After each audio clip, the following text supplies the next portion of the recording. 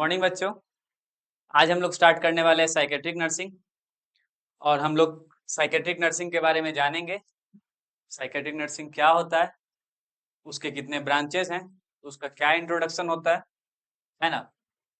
तो स्वागत है आपका मेडिकल नर्सिंग अड्डा 2.0 में, जिसमें हम आज से साइकेट्रिक नर्सिंग की क्लास स्टार्ट करने वाले हैं। और साइकेट्रिक जो है, अगर आपने पढ़ लिया तो 5 क्वेश्चन तो आपका नॉट सेट में फिक्स है। साइकेट्रिक अगर आपने अच्छे से पढ़ लिया बच्चों तो 5 क्वेश्चन आपका नॉट सेट में मैं लिख के दे रहा हूँ, फिक्स है। अगर नहीं फिक्स होगा, अगर नहीं लगेगा आपका राइट आंसर, तो आप मेरे को आगे बोल सकते हो। चलिए आज हम लोग स्टार्ट करेंगे साइकेट्रिक नर्सिंग में। सबसे पहला इंट्रोडक्शन। तो इंट्रोडक्शन की बात करें बच्चों, तो सबसे पहला जो इंट्रोडक्शन में जो चीज आता है बच्चों, वो होता है क्या? साइकेट्रिक। उसके बाद दूसरा आता है आपका नर्सिंग। तो इसमें सबसे पहले जो हम लोग चीज पढ़ेंगे बच्चों, वो पढ़ेंगे साइकेट्रिक के बारे में, कि साइकेट्रिक का मतलब क्या है। तो सबसे पहले बच्चों देखेंगे कि ये जो साइकेट्रिक वर्ड है, ये 3 वर्ड से मिलके बना है। एक है साइक, दूसरा है इट्रिक, और तीसरा जिसको आप जानते हो, जिसको हम लोग बोलते हैं आईसीएस। आईसीएस का मतलब क्या होता है? तो आप सबको पता है कि it is a branch of medical science, जिसमें हम लोग सारे डिजीज कंडीशन और सारा डायग्नोसिस वगैरह पढ़ते हैं, है कि नहीं। तो सबसे पहले हम बात करेंगे बच्चों कि साइक का मतलब क्या होता है। यही वो वर्ड है, यही वो वर्ड है जो कि समय समय से चलते आ रहा है। समय समय से इसका जो मतलब है लोगों ने अलग अलग निकाला, और आज जो इसका मतलब हम आपको बताने जा रहे हैं, या आपको जो सिगमंड फ्रूड ने बताया, बेंजामिन रस ने बताया, अब ये कौन है ये आपको आगे पता चल जाएगा, है कि नहीं। तो हम लोग बात करेंगे सबसे पहले कि आज हमारा टॉपिक में क्या क्या होने वाला है। तो इंट्रोडक्शन सबसे पहले पढ़ेंगे, फिर आज हम पढ़ेंगे डिफिनेशन। उसके बाद हम लोग ये भी पढ़ेंगे कि साइकेट्रिक जो है उसका डेवलपमेंट कैसे हुआ, हिस्टोरिकल डेवलपमेंट ऑफ साइकेट्रिक। और जो हमारा चौथा टॉपिक होगा बच्चों, वो होगा क्लासिफिकेशन ऑफ साइकेट्रिक। साइकेट्रिक को हम लोग ने कैसे कैसे क्लासिफाई किया है, और फिर यही सिलसिला हम आगे बढ़ाएंगे। हम लोग माइलस्टोन पढ़ेंगे, और हम लोग साइकेट्रिक इलनेस के सिम्टम्स पढ़ेंगे, बहुत सारा चीज हम लोग पढ़ेंगे। लेकिन आज का हमारा ये सारा टॉपिक जो हम लोग आज डिस्कस करेंगे, जिसमें हमने सबसे पहले बात की आपको कि हमारा सबसे पहला जो टॉपिक है वो डिस्कस करना है साइकेट्रिक के वर्ड को। तो साइकेट्रिक वर्ड जो है बच्चों, वो जिसको ये जो साइकेट्रिक वर्ड है बच्चों, वो ग्रीक वर्ड है। कौन सा वर्ड है? Greek word. तो जनरली इंग्लिश जो है वो कभी ग्रीक वर्ड, कभी इटैलिक वर्ड, है ना। तो कभी इटालियन, कभी ग्रीक, ये सारे जो लैंग्वेज हैं उनसे मिल के बना है। तो हम लोगों ने जब साइकेट्रिक की बात की तो सबसे पहला बात आया साइक का, है कि नहीं। तो साइक का जो मतलब है बच्चों, वो जब सबसे पहला जब इंट्रोड्यूस किया गया था साइकेट्रिक वर्ड को, उससे भी पहले साइक का मतलब लोगों ने बता दिया। और लोगों ने साइक का मतलब क्या बनाया था? तो सबसे पहले लोग ये मानते थे कि जो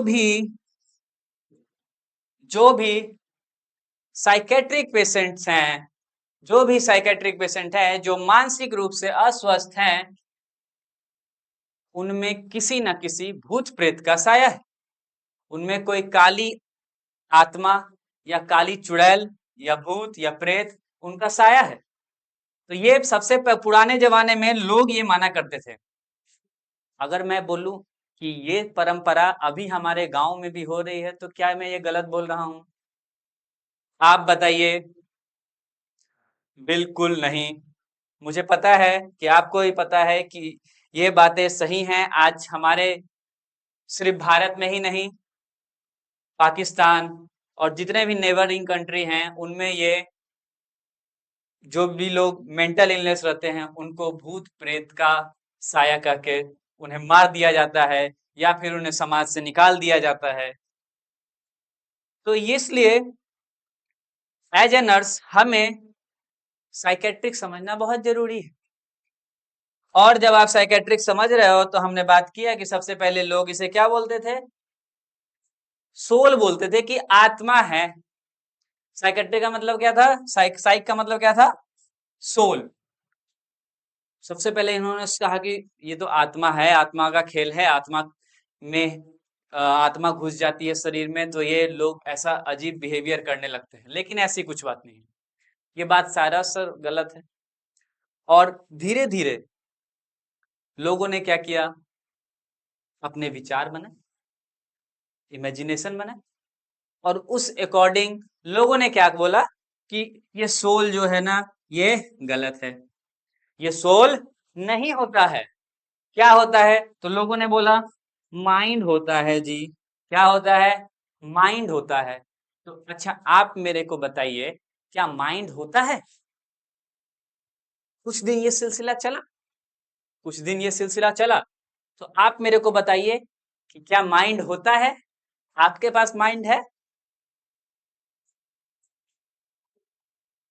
मुझे आप सबका आंसर आ रहा है? आप कह रहे हो हाँ सर होता है, कुछ कह रहे नहीं होता है। क्या आपके पास माइंड होता है? मुझे दिखाइए आप कहाँ माइंड होता है। तो आप बोलोगे सर ये तो हमारा माइंड है ना, यही तो माइंड है। बच्चों ये माइंड नहीं, सबसे पहली बात ये माइंड नहीं है, ये हमारा क्या है? ब्रेन है। क्या है? ब्रेन है। तो कुछ टाइम के बाद लोगों ने माइंड शब्द को भी हटा दिया। बोला कि यार माइंड तो होता ही नहीं है, माइंड तो इमेजिनरी चीज है, ये कभी एग्जिस्ट ही नहीं करती है। तो माइंड को क्या किया उन्होंने? हटा दिया। और माइंड को हटा के उन्होंने जो वर्ड इंट्रोड्यूस किया साइक का मतलब के लिए, वो है आपका बिहेवियर। क्या है बच्चों? बिहेवियर।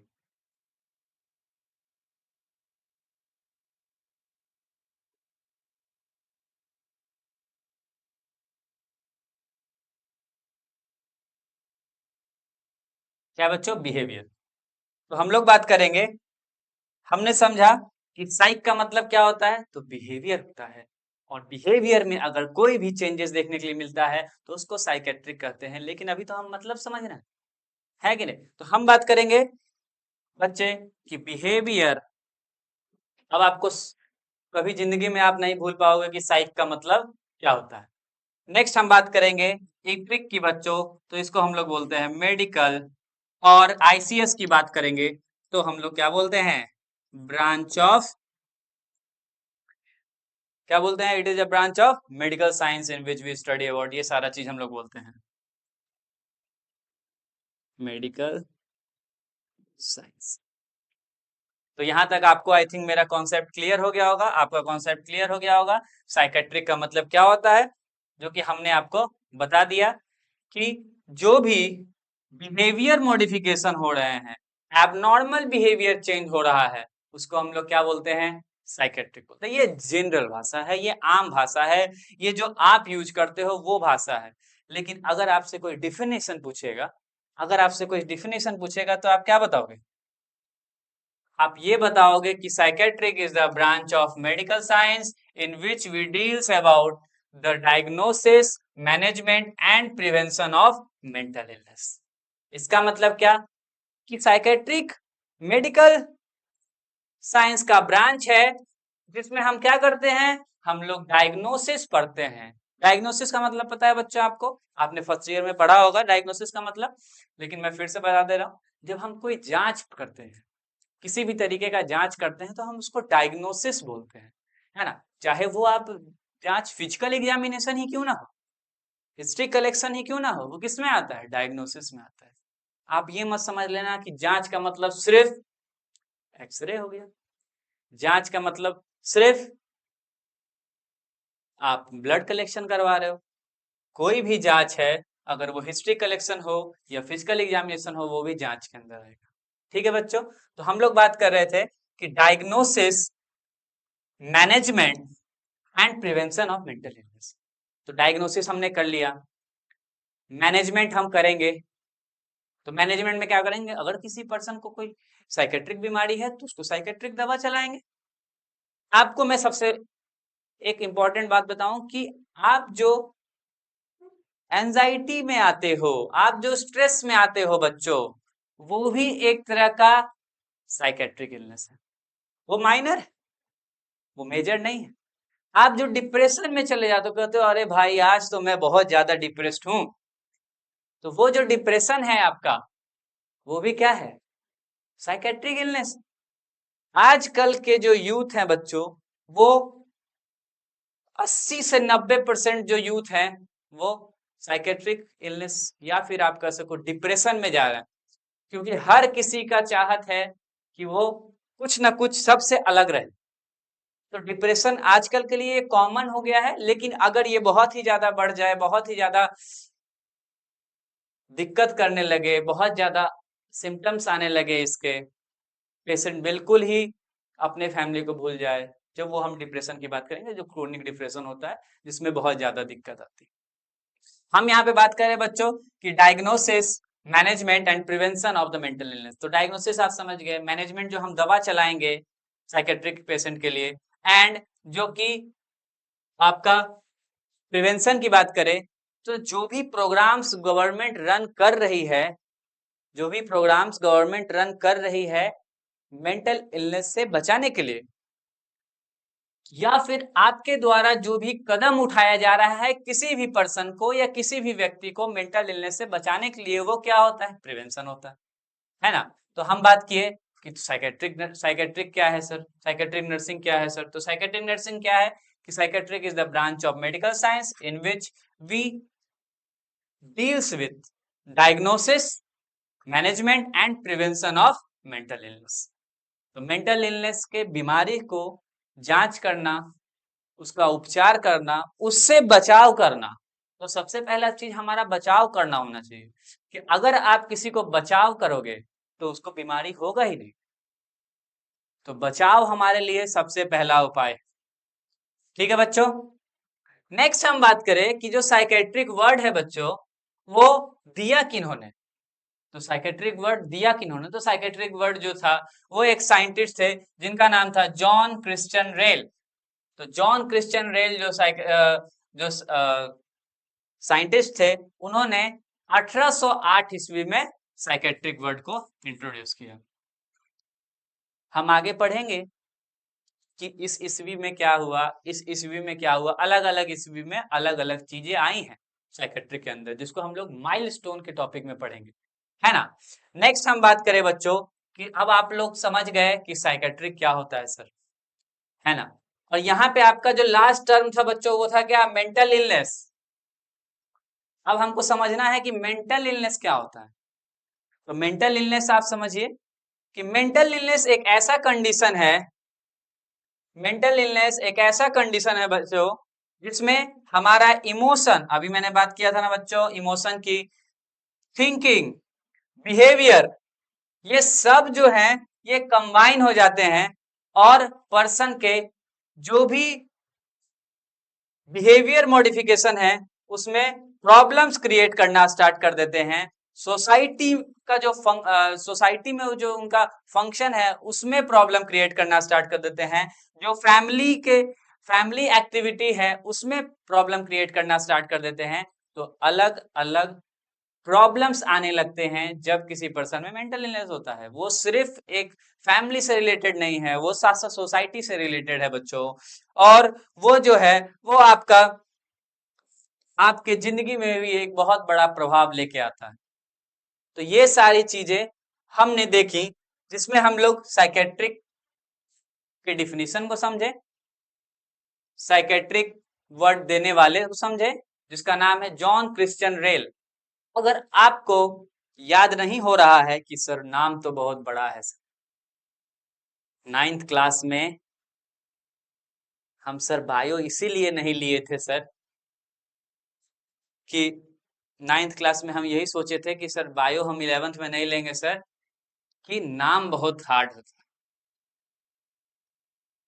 तो एक बात आपको मैं बता दूं बच्चों कि नाम को याद करने का तरीका है। अब आपको रेलगाड़ी तो याद है ना, याद है कि नहीं है? तो रेलगाड़ी याद है तो हमेशा याद रखना ये जॉन क्रिश्चियन रेल जो है, तो रेल रेल को रिलेटेड है। तो उससे आप याद कर सकते हो कि एक रेलगाड़ी जॉन क्रिश्चियन जी चलाए थे, जो कि साइकेट्रिक वर्ड को लाए थे, है ना। तो ये बातें आपको याद रखनी होंगी कि आपको याद कैसे रखना है कि नहीं। नेक्स्ट हम लोग बात करेंगे बच्चों नेक्स्ट हम लोग बात करेंगे हेल्थ की, और हेल्थ की बात ना करें किसी भी टॉपिक में तो वो अधूरा रह जाता है। चाहे वो आप कम्युनिटी हेल्थ नर्सिंग की बात करें, चाहे आप साइकेट्रिक हेल्थ नर्सिंग की बात करें, चाहे मेडिकल सर्जिकल नर्सिंग की बात करें, सब चीजों में जो सबसे जरूरी है वो क्या है? हेल्थ है ना। और पर्सन का हेल्दी रहना है। तो आप लोगों ने नर्सिंग फाउंडेशन में हेल्थ का डिफिनीशन पढ़ा होगा कि क्या होता है हेल्थ, हेल्थ किसको कहते हैं। तो चलिए आप ही बता दीजिए कि क्या होता है। अब आप मन में बोलने भी लगे होंगे कि हाँ sir, health is the complete physical, mental, social wellbeing, है ना, स्पिरिचुअल, ये सारा चीज आपको पता है।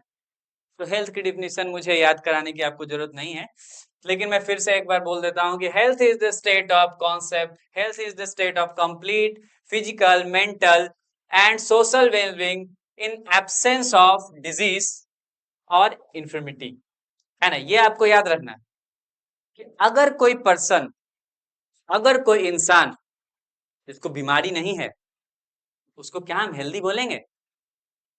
नहीं बोल सकते, है ना। अगर कोई पर्सन बहुत ज्यादा फिट है, बच्चों, जो बॉडी बिल्डर्स आजकल आप लोग देख रहे हो, जिम में जाते हो, 2.5-2.5 किलो का जो डोला बना के रखते हैं लोग, तो वो क्या फिट है? वो क्या हेल्दी है? क्या वो हेल्थ के डिफिनीशन पे खड़ा उतर पा रहे हैं? ये तो हम जांच करेंगे जब उनके हम मेंटल स्टेटस की बात करेंगे, मेंटल स्टेटस को जानेंगे, है कि नहीं। हम उनके स्पिरिचुअल एस्पेक्ट को जानेंगे, हम उनके सोसाइटी से जो रिलेशन है उनको जानेंगे कि चलो यार, मैंने ऐसा बहुत बढ़िया सी बॉडी बना ली और मैं जहां भी जाता हूं लोगों से लड़ाई करता हूं, मैं जहां भी जाता हूं लोगों को कहता हूं कि मेरे से दूर रहो, है ना। मैं जहां भी जाता हूं लोग मुझसे दूर रहते हैं, लोग मुझसे कनेक्टिविटी नहीं रखते हैं, सोसाइटी से मेरा रिलेशन अच्छा नहीं है। हमको पैनिक अटैक आते हैं, अचानक से मैं गुस्सा हो जाता हूं, तो क्या ये मैं मेंटल हेल्दी हूं?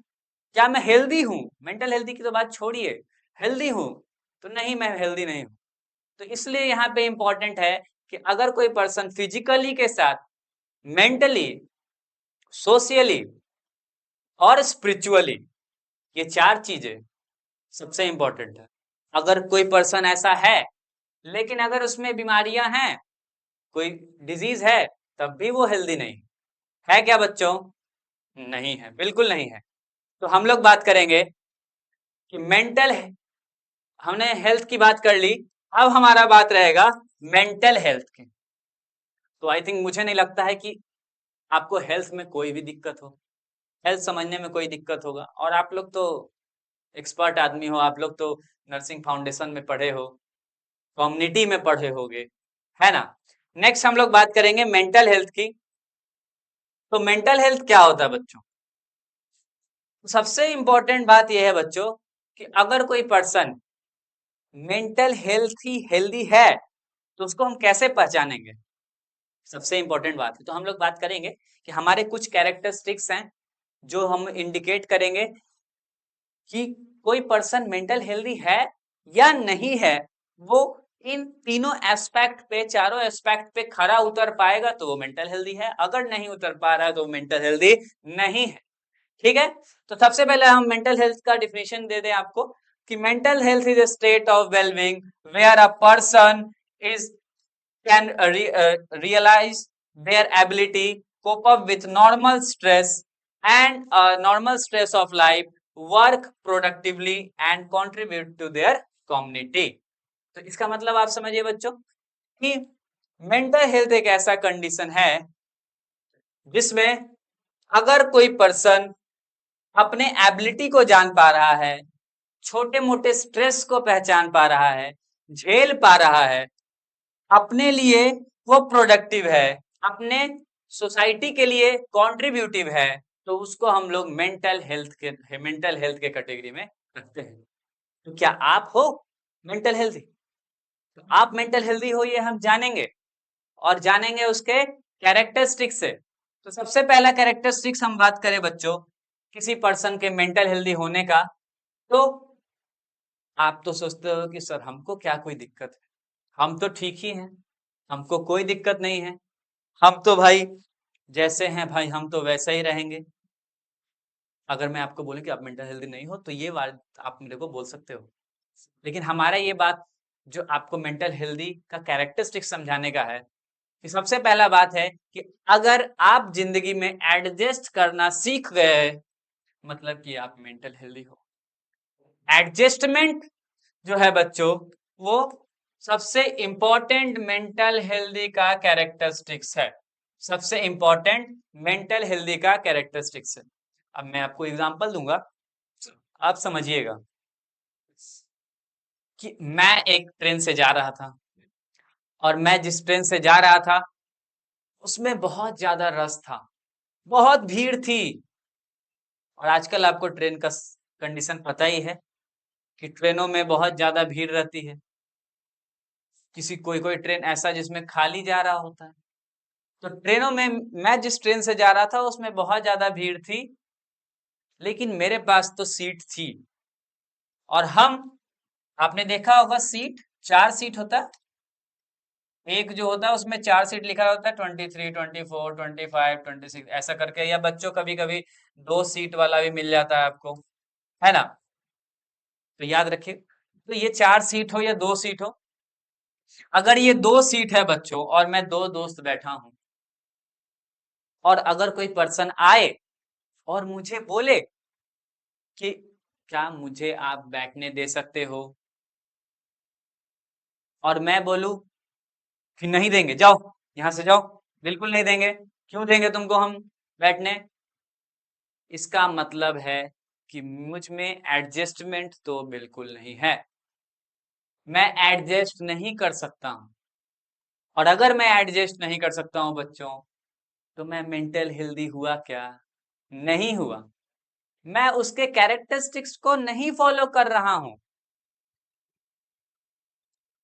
और अगर मैंने तीसरा पर्सन बैठा लिया 2 सीट पे, मैं बोला कि चलिए भैया आप भी बैठ जाइए, तो उन्होंने कहा कि भाई आप कितने अच्छे हो, उन्होंने कहा आप भाई कितने अच्छे, आप भी बहुत खुश हुए, लेकिन आपने जो काम किया है वो किया है एडजस्टमेंट का, आप एडजस्ट करना सीख गए हो, है ना।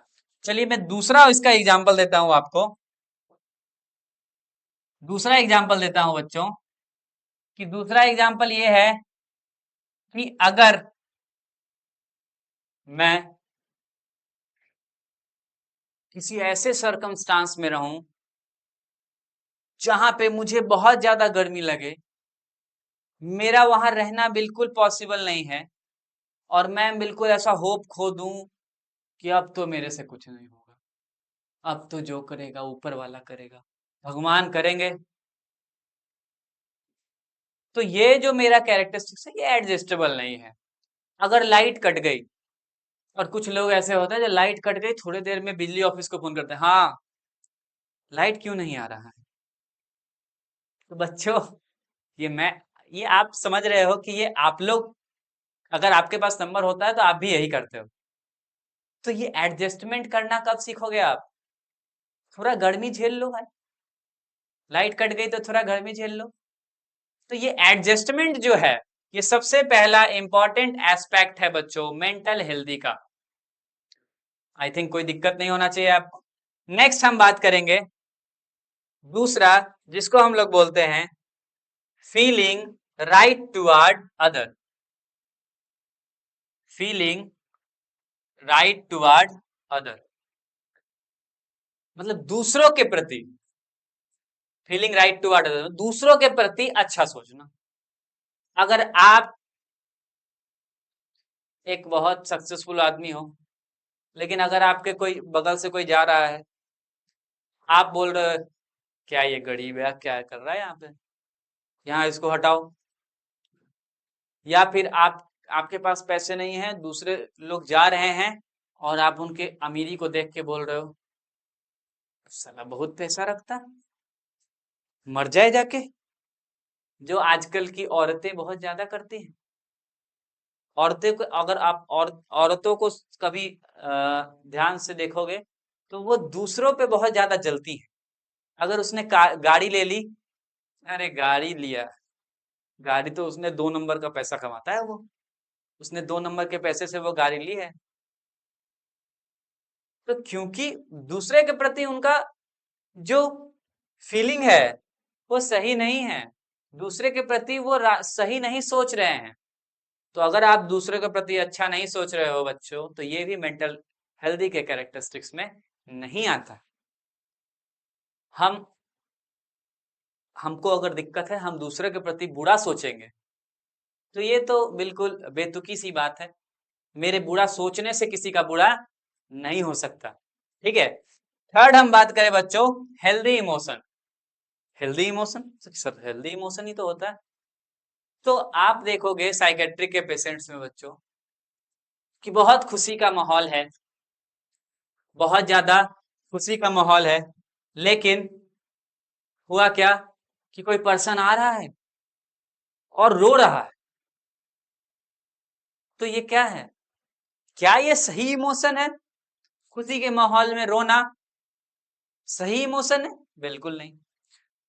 तो अगर अगर आपका इमोशन हेल्दी नहीं है, अगर आप दूसरों के, अगर आप सही जगह पे आप उल्टा काम कर रहे हो, जहां पे हंसना है वहां पे हंसिए, जहां पे रोना है वहां पे रोइए, और जहां पे पढ़ना है वहां पे बैठ के 10 घंटे पढ़िए, 4 घंटे पढ़िए, 2 घंटे पढ़िए, ये आप पे डिपेंड है, लेकिन पढ़िए। सबसे ज्यादा इंपॉर्टेंट बात यही है कि पढ़िए। तो अगर हमने देखा कि 3 कैरेक्टरिस्टिक्स जो मेंटल हेल्दी पर्सन में होने चाहिए, किसी भी पर्सन में होने चाहिए, जो मेंटल हेल्दी को डिटरमाइन करेगा, वो है आपका एडजस्टमेंट, दूसरा है आपका फीलिंग राइट टुवर्ड अदर्स, और तीसरा है आपका हेल्दी इमोशंस। ओके बच्चों, चलिए तो नेक्स्ट हम बात करेंगे कि हर जगह कोई चीज आता है तो उसको लाने वाले होते हैं।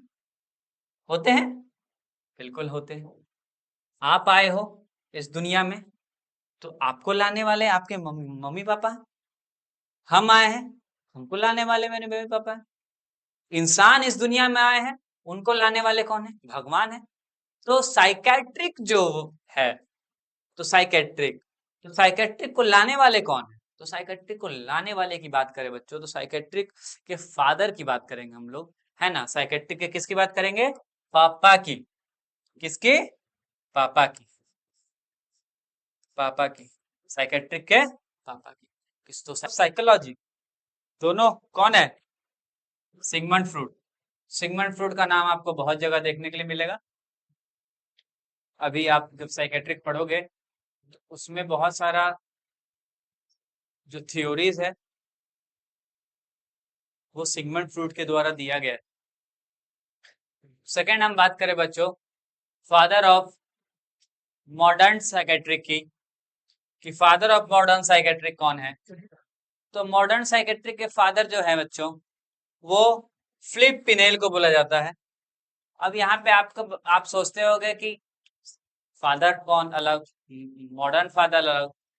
तो उसका मेजर कंसर्न यही है बच्चों कि कुछ इन्वेंशन जो कि फिलिप पिनेल ने आगे चल के की, जो साइकेट्रिक में बहुत महत्वपूर्ण योगदान दिया, इसलिए उन्हें मॉडर्न फादर ऑफ साइकेट्रिक बोला गया।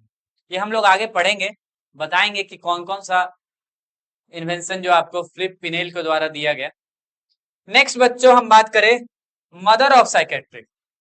तो अभी तक आपने हर जगह फादर पढ़ा हो, लेकिन इसकी माँ भी है। साइकेट्रिक के पापा तो हो गए, लेकिन माँ भी है, और माँ का नाम है हेलगार्ड पेप्ल्यू। क्या नाम है बच्चों? हेलगार्ड पेप्ल्यू। तो हेलगार्ड पेप्ल्यू जो है, जिसे हम मदर ऑफ साइकेट्री के नाम से जानते हैं। ये आपको 2-3 चीजें जो बच्चों याद रखने वाली हैं, बाकी तो मैं जो पढ़ाऊंगा वो आपको समझ में आ जाएगा, तो आपको याद रखने की जरूरत नहीं पड़ेगी। नेक्स्ट हम बात करें बच्चों कि फादर ऑफ अमेरिकन साइकेट्रिक। आप सोच रहे हो सर पहले तो फादर बताए, फिर नए पापा बताए, पहले पापा बताए, फिर नए वाले पापा बताए, फिर मम्मी भी बता दिए। अब अमेरिका के अलग पापा बता रहे, अमेरिका के अलग फादर बता रहे। तो ऐसा क्यों? तो अमेरिका के अलग फादर इसलिए है बच्चों, क्योंकि ये जो बेंजामाइन रस हैं, ये जो बेंजामाइन रस हैं, ये जो बेंजामिन रस या बेंजामाइन रस आप बोलो, जो बेंजामाइन रस है बच्चों, इन्होंने क्या किया कि सबसे पहला साइकेट्रिक बुक लिखा। सबसे पहला क्या लिखा? साइकेट्रिक बुक लिखा।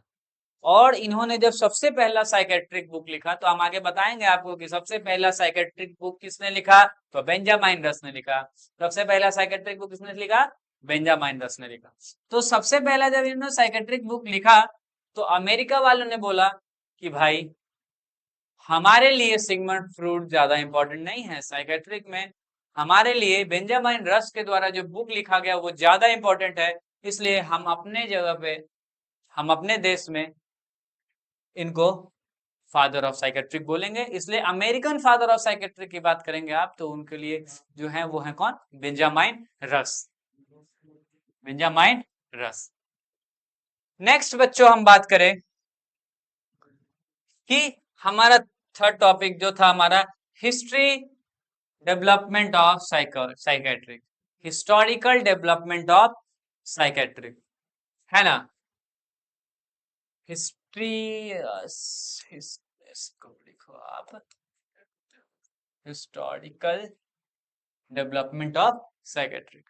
तो हिस्टोरिकल डेवलपमेंट ऑफ साइकेट्रिक की बात करें बच्चों, तो हिस्टोरिकल डेवलपमेंट ऑफ साइकेट्रिक में कुछ पीरियड्स आए, टाइम पीरियड्स की बात हो रही है कि टाइम पीरियड्स आए, उस टाइम पीरियड्स में जो चेंजेस हुआ, और उस टाइम पीरियड में जो चेंजेस हुआ उसको बताया गया उस पीरियड में कि इस पीरियड में क्या हुआ, इस पीरियड में क्या हुआ। तो सबसे पहला हम बात करेंगे कि ये 5 पीरियड्स में डिवाइड, कितने पीरियड्स में डिवाइड है? 5 पीरियड्स में डिवाइड है। तो सबसे पहला जो पीरियड आता है बच्चों, उसको हम लोग बोलते हैं period of segregation, period of psychiatric की बात करें हम लोग, तो हम लोगों ने देखा कि 5 पीरियड आए साइकेट्रिक, ठीक है। सबसे पहला पीरियड आया पीरियड ऑफ परसिक्यूशन। कौन सा आया बच्चों? Period of persecution. दूसरा कौन सा आया? तो दूसरा आया बच्चों पीरियड ऑफ सेग्रीगेशन। तीसरा पीरियड कौन आया? तीसरा पीरियड आया बच्चों period of humanitarian, humanitarian.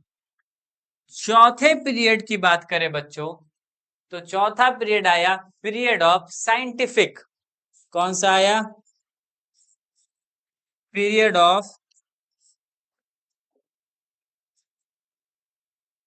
Scientific. और पांचवा जो पीरियड आया बच्चों, वो आया पीरियड ऑफ प्रिवेंशन। कौन सा आया? Period of prevention. अब सबसे पहले हम समझेंगे और उसके बाद हम लोग इसको लिखेंगे। तो ये आप लिख लीजिएगा कि सबसे पहला पीरियड ऑफ परसिक्यूशन, दूसरा पीरियड ऑफ सेग्रीगेशन, तीसरा पीरियड ऑफ ह्यूमैनिटेरियन, चौथा पीरियड ऑफ साइंटिफिक और पांचवा पीरियड ऑफ प्रिवेंशन। ओके, तो नेक्स्ट सबसे पहले हम लोग बात करेंगे बच्चों पीरियड ऑफ परसिक्यूशन की। हम लोग समझेंगे कौन सा पीरियड, तो भाई पीरियड ऑफ परसिक्यूशन। तो सबसे पहले बात समझते हैं कि ये परसिक्यूशन वर्ड क्या होता है। सबसे पहले बात समझते हैं कि ये परसिक्यूशन वर्ड क्या होता है। तो परसिक्यूशन वर्ड का मीनिंग जो है बच्चों वो है आपका शक। अब मेरे को हिंदी में थोड़ा सा इशू है बच्चों, आप अगर आपको लगे कि वो हिंदी गलत है आप मेरा आवाज सुन लेना, शक होता है उसका, तो क्या होता है, शक होता है। तो परसिक्यूशन का मतलब क्या होता है, शक। तो सबसे पहले बात करें कि लोगों को क्या होने लगा, शक होने लगा। इस पीरियड में क्या हुआ, लोगों को क्या हुआ, शक होने लगा कि ये जो लोग ऐसे बिहेव कर रहे हैं, ऐसा व्यवहार कर रहे हैं, इसका जरूर कारण जो है वो क्या है, भूत प्रेत है, स्पिरिट है। और वो भी अच्छी वाली स्पिरिट नहीं, बुरी वाली, जिसको हम लोग ब्लैक स्पिरिट, ब्लैक मैजिक जिसको बोलते हैं, है ना, काला जादू है। तो शुरू में हमने बताया था बच्चों कि काला जादू सोल को क्या बोल रहे थे, है ना, साइकेट्रिक को सोल बोल रहे थे। याद आ रहा है आपको, जी बिल्कुल।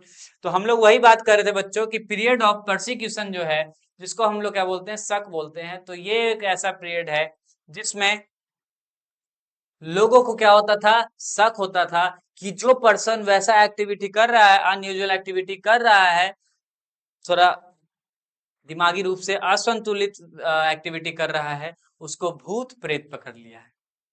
आपको भी यही लगता होगा, जो अगर आपके सामने आए और अपना सर घुमाने लग जाए, है ना, या आपके सामने आए और आपको मारने के लिए दौड़ जाए, तो आप बोलोगे पागल है क्या, आपका यही नेचर आएगा, आप यही बोलोगे। तो सबसे पहले हम बात करें पीरियड ऑफ परसिक्यूशन, तो आप समझ गए पीरियड ऑफ परसिक्यूशन जो है एक ऐसा पीरियड था, एक ऐसा टाइम पीरियड था जिसमें लोगों को शक होता था कि ये जो है इसको भूत प्रेत का साया है, इसमें भूत प्रेत इसमें घुस गया है, इसलिए इसका एक्टिविटी ऐसा हो गया। कोई दिक्कत है बच्चों, ठीक। नेक्स्ट हम लोग बात करेंगे पीरियड ऑफ सेग्रीगेशन की। तो पीरियड ऑफ सेग्रीगेशन क्या होता है, इंपॉर्टेंट है, याद रखिएगा कि पीरियड ऑफ सेग्रीगेशन क्या होता है।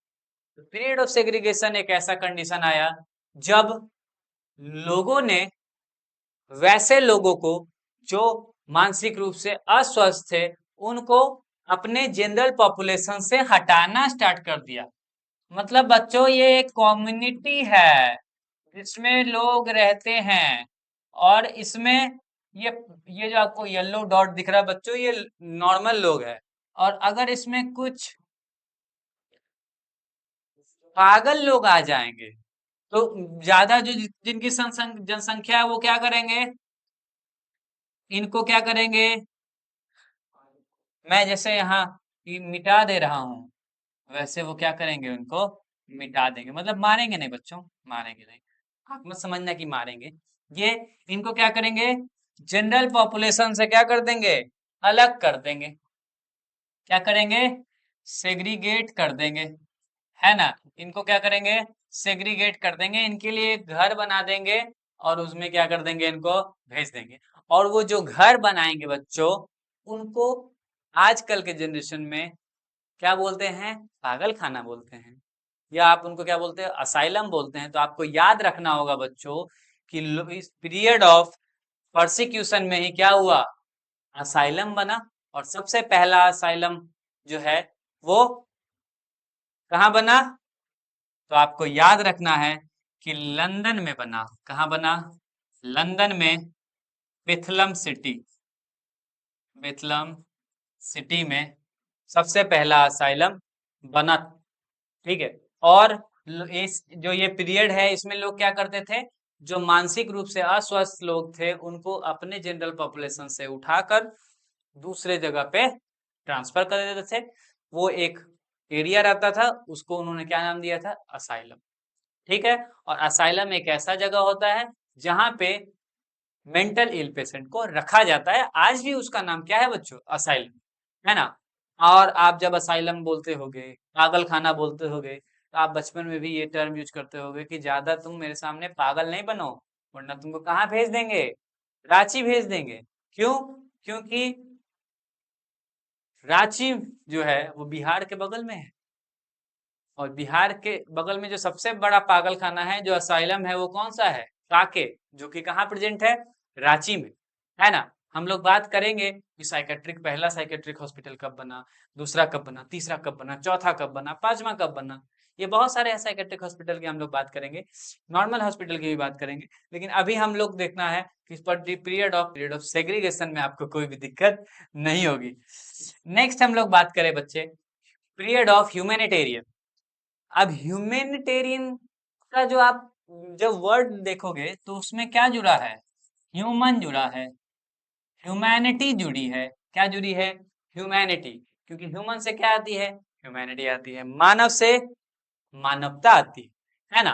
तो लोगों में क्या होने लगा, जैसे जैसे समय बीता लोगों ने क्या किया, लोगों में ह्यूमैनिटी आया, लोगों को लगने लगा, लोगों ने ऐसा सोचा कि वो जो लोग हैं जिनको हम बाहर अलग रखे हैं वो भी तो मेरे जैसे लोग हैं, हमारे ही फैमिली मेंबर हैं, हमारे ही घर से हैं, हमारे ही सोसाइटी से हैं, या अगर दूसरे सोसाइटी वाले भी अपना सोचेंगे, है ना।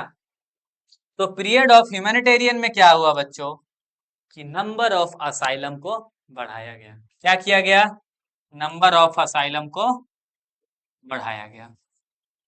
Number of asylum were increase and their living standard. सुन लीजिएगा बच्चों अगर आपको वो ना दिखे तो, नंबर ऑफ असाइलम को बढ़ाया गया, उनके रहने का जो तरीका था, जो वैसे वो रहते थे एक रूम में 10 लोग, एक रूम में 20 लोग, एक रूम में 50 लोग, उनको क्या किया गया, बदला गया, नंबर ऑफ असाइलम को बनाया गया। जब असाइलम को बनाया गया तो लोगों का डिस्ट्रीब्यूशन होने लगा।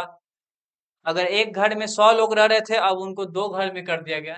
तो अब ये 2 घर में अगर 100 लोग हैं जो पहले एक घर में थे तो वो तो बेटरमेंट हो रहा है। ह्यूमैनिटेरियन के कंडीशन में यही हुआ। और एक और चीज हुआ कि डॉक्टरों ने क्या किया, डॉक्टर टुक इंटरेस्ट, डॉक्टरों ने क्या किया बच्चों, इंटरेस्ट लेना स्टार्ट किया। याद रखिएगा आप, डॉक्टरों ने क्या किया, इंटरेस्ट लेना स्टार्ट किया। डॉक्टरों ने सोचा कि चलो यार ये जो लोग हैं, जो साइकेट्रिक है या फिर जो भी उनको लगा भूत प्रेत वाले लोग हैं, इनको ठीक करने का कोशिश, है ना। उन्होंने क्या किया, उनका ट्रीटमेंट स्टार्ट किया। ठीक है, तो याद रखिएगा कि पीरियड ऑफ ह्यूमैनिटेरियन में डॉक्टरों ने इंटरेस्ट लेना स्टार्ट किया और जो नंबर ऑफ असाइलम है उसको बढ़ाया गया। और आपको याद रखना है कि सबसे पहला असाइलम जो है वो कहाँ बना था, तो याद रखना है लंदन में, कहाँ पे, बेथलम सिटी में। ठीक है, नेक्स्ट हम बात करें बच्चों पीरियड ऑफ साइंटिफिक। किसकी बात करेंगे, period of scientific. Period of scientific की बात करें बच्चों तो आपको पीरियड ऑफ साइंटिफिक से समझ में आ रहा होगा कि साइंटिफिक जो वर्ड लग गया मतलब कि उसमें कौन इन्वॉल्व हो गए, साइंटिस्ट इन्वॉल्व हो गए। साइंटिस्ट क्या करते हैं, कुछ ना कुछ जुगाड़ लगाते हैं जो कि उनको उनके काम को आसान कर दे, जो कि कोई भी उपकरण बनाए, जो भी कोई भी एक्सपेरिमेंट करे, वो कौन करते हैं बच्चों, वो साइंटिस्ट करते हैं, है ना। तो हम बात कर रहे थे पीरियड ऑफ साइंटिफिक की। पीरियड ऑफ साइंटिफिक में याद रखना बच्चों कि साइंटिस्ट ने क्या किया, आविष्कार किया। साइंटिस्ट का क्या काम है, आविष्कार करना। तो साइंटिस्ट ने क्या किया, आविष्कार करना स्टार्ट किया। अब वो आविष्कार किसके लिए था, तो ऑब्वियसली बात है बच्चों की साइंटिस्ट तो आविष्कार कब से करते आ रहे हैं, लेकिन मेंटल इलनेस में उनका क्या क्या आविष्कार था। तो मेंटल इलनेस में जो साइंटिस्ट का आविष्कार था बच्चों, उसमें सबसे पहला चीज था इंसुलिन शॉक थेरेपी। क्या था, इंसुलिन शॉक थेरेपी, उसकी हम लोग बात करेंगे बच्चों। और यहाँ पे एक पॉइंट मैं और बता दूं कि पीरियड ऑफ साइंटिफिक में क्या हुआ कि डॉक्टरों ने ह्यूमैनिटेरियन में पेशेंट से इंटरेक्ट करना स्टार्ट किया था, इंटरेस्ट लेना स्टार्ट कर दिया था। अब वो एक नॉर्मल पेशेंट उनको समझने लगे थे। अब क्या करने लगे थे, एक नॉर्मल पेशेंट की तरह क्या करने लगे थे, ट्रीट करने लगे थे। ठीक है, हम बात कर रहे थे बच्चों इंसुलिन शॉक थेरेपी। तो इंसुलिन शॉक थेरेपी होता क्या है बच्चों, तो एम साकेल जो एक साइंटिस्ट थे बच्चों एम सैकेल, जिन्होंने क्या किया था, इंसुलिन शॉक थेरेपी का डिस्कवरी किया था। कब किया था बच्चों? 1927 में। कब किया था? 1927 में। ठीक है। अब इसमें हो क्या रहा था कि बहुत अच्छा काम किया। और आपको तो पता ही है बच्चों कि जो भी डिस्कवरी होती है वो कैसे होती है? एक्सीडेंटली होती है। कैसे होती है? एक्सीडेंटली होती है। तो हुआ यूं कि जब डॉक्टर्स मेंटल पेशेंट को, जैसा हमने बताया कि डॉक्टर ने साइकेट्रिक पेशेंट को एक नॉर्मल पेशेंट जैसा ट्रीट करना स्टार्ट कर दिया था, तो मेंटल पेशेंट जो थे उनको ट्रीट कर रहे थे। एक डायबिटीज का पेशेंट था और उसको उन्होंने इंसुलिन दिया।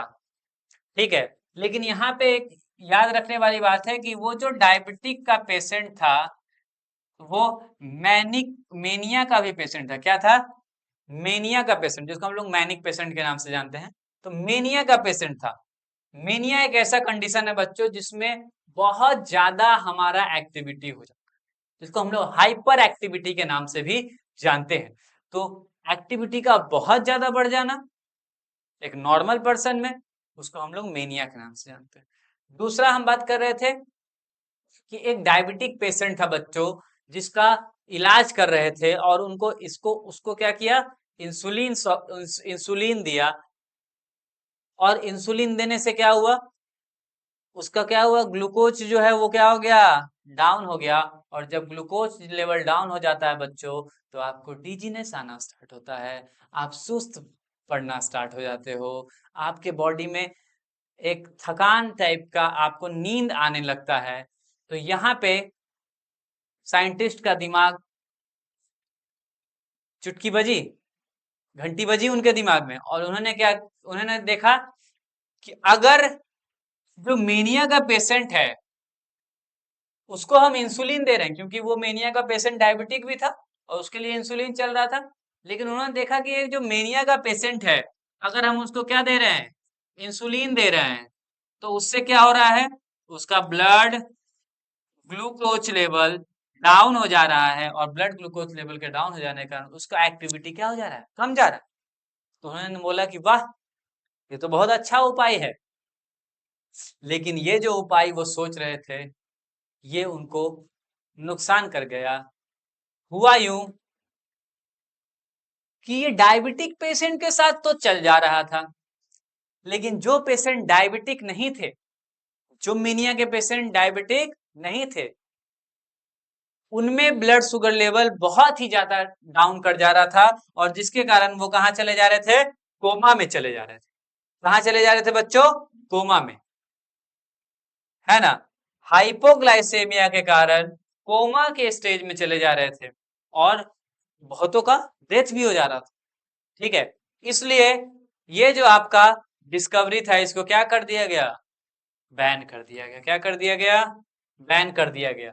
लेकिन ये जो डिस्कवरी थी, ये मेनिया के पेशेंट में जिनको डायबिटीज था उनके लिए बहुत बढ़िया रामबाण इलाज था। ठीक है। नेक्स्ट हम बात करें बच्चों, एक और डिस्कवरी हुआ था। उस डिस्कवरी का नाम था ईसीटी। आप लोग पढ़ोगे, क्या नाम था, ईसीटी। ईसीटी का फुल फॉर्म क्या होता है बच्चों, ईसीटी का फुल फॉर्म होता है इलेक्ट्रो कन्वर्सिव थेरेपी। क्या होता है, इलेक्ट्रो कन्वर्सिव थेरेपी। अब एक चीज आपको हमेशा याद रखना है कि सारा डिस्कवरी कैसे होता है, कैसे होता है, एक्सीडेंटली होता है। लेकिन ये वाला एक्सीडेंटली नहीं था। ठीक है, ये वाला एक्सीडेंटली नहीं था। तो ईसीटी जो है वो साइंटिस्ट थे, दो साइंटिस्ट थे, एक से भले दो। तो दो साइंटिस्ट थे जिनका नाम था ल्यूसियो बिन्नी और यूगो सेरेलेटी। क्या नाम था, लूसियो बिन्नी एंड यूगो सेरेलेटी। उन्होंने ईसीटी का डिस्कवरी किया, जो कि आपको पीरियड ऑफ साइंटिफिक के अंदर ही आएगा। हम आगे 2-3 लेक्चर्स के बाद हम लोग ईसीटी पढ़ेंगे और उसमें सब ईसीटी को डिटेल में पढ़ेंगे। ईसीटी क्या होता है, कितने टाइप के होते हैं, सबको तोड़ के रख देंगे ताकि आप नहीं भूलो। बस आप हमारे साथ बने रहो। नेक्स्ट हम बात करेंगे बच्चों फिफ्थ जिसको हम लोग बोले पीरियड ऑफ प्रिवेंशन। क्या बोले? Period of prevention. अब प्रिवेंशन की बात की है बच्चों, तो हमने बोला कि 1960 से लेकर अभी तक का जो टाइम पीरियड है, 1960 से लेकर अभी तक का जो टाइम पीरियड है वो किस में आया? पीरियड ऑफ प्रिवेंशन में आया। तो 1960 से बात क्यों? तो 1960 से पहले जो था वो पीरियड ऑफ प्रिवेंशन में नहीं आता, वो साइंटिफिक के अंदर आ। पीरियड ऑफ प्रिवेंशन में क्या हुआ कि लोगों ने, मतलब लोगों ने नहीं, हमने, आपने और WHO ने, सब ने मिलकर क्या किया? इंडिया की गवर्नमेंट ने कुछ लॉज बनाए, कुछ एक्ट बनाई, जो कि आपका मेंटल हेल्थ एक्ट के नाम से जानते हैं हम लोग, है ना, या फिर narcotic drug and psychotropic substance abuse act के नाम से जानते हो आप, या फिर आप नेशनल मेंटल हेल्थ प्रोग्राम से नेशनल मेंटल हेल्थ प्रोग्राम के नाम से जानते हो। तो ये कुछ दो तीन एक्ट और जो रूल्स जो बनाए वो हम लोग किसके अंदर पढ़ते हैं? प्रिवेंशन के अंदर, पीरियड ऑफ प्रिवेंशन के अंदर। और ये बनाया क्यों गया? ये इसलिए बनाया गया बच्चों ताकि लोगों को क्या हो? मानसिक बीमारियां ना हो, लोग मेंटली इल ना हो। और आपको मैंने शुरू में बताया था कि मेंटली इल क्या होता है, क्या होता है, याद है आपको? याद ही होगा, मुझे बिल्कुल विश्वास है कि आपको याद होगा। तो हमने बात किया बच्चों कि mental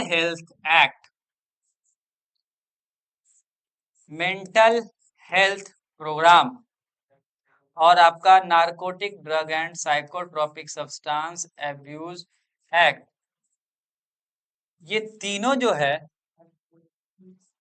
national mental health programme, ये तीनों जो है ये किसके अंदर आया?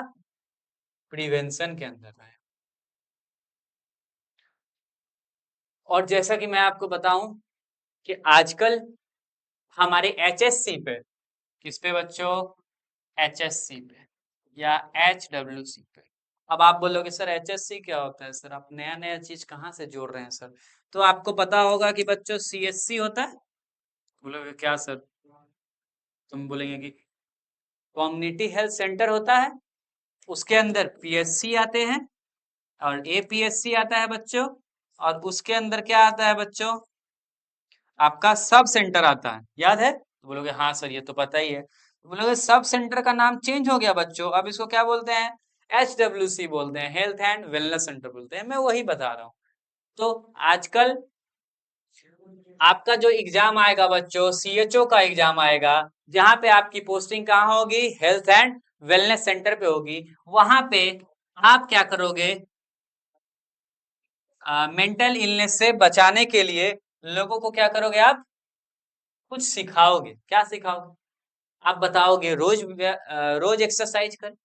और किसको सिखाओगे? वैसे लोगों को सिखाओगे जिनका उम्र जो है वो ज्यादा हो रहा है, 60 से ज्यादा हो रहा है। तो ये जो सिखाने वाला चीज है वो आएगा आपका ई मानस। वहां पे एक कम्युनिकेटिंग कम्युनिकेशन बनाने का जरिया है ई मानस, जो कि आपको अगर लगता है कि आपका कोई पेशेंट, 60 से ज्यादा उम्र के पेशेंट, उनको क्या है? मानसिक तनाव है, घर में सही से नहीं रह रहे हैं, घर में लड़ाई हो रहा है, घर वाले निकाल, उस कंडीशन में आप उनको काउंसलिंग करवा सकते हो। काउंसलिंग देना भी आपका काम है। आपको पता होना चाहिए कि आपके पेशेंट को आपको कैसे हैंडल करना है। ठीक है? तो ये बहुत बड़ा इनिशिएटिव है जो गवर्नमेंट ऑफ इंडिया के तरफ से लाया गया है बच्चों। और एक बात और मैं बताना चाहूंगा कि गवर्नमेंट ऑफ इंडिया ने हार्मोनल चेंजेस जो फीमेल्स में हो रहे हैं at the time of juvenile and at the time of puberty, उस कंडीशन में भी पेशेंट बहुत डिप्रेस्ड रहते हैं, उसके लिए भी उन्होंने बहुत सारा स्कीम चलाया है। क्या चलाया है बच्चों? स्कीम चलाया है, जिससे उनका काउंसलिंग हो सके, उनको प्रॉपर नॉलेजमेंट हो सके, ताकि उनको डिप्रेशन में ना जाना पड़े। इतना ही। कल हम लोग फिर मिलेंगे नेक्स्ट टॉपिक के साथ। जिसमें आपका milestone, characteristics, classification of mental health nursing और उसके अलावा मेंटल इलनेस में हम लोग पढ़ेंगे। तब तक के लिए बने रहिए हमारे चैनल पे मेडिकल नर्सिंग अड्डा 2.0। Thank you.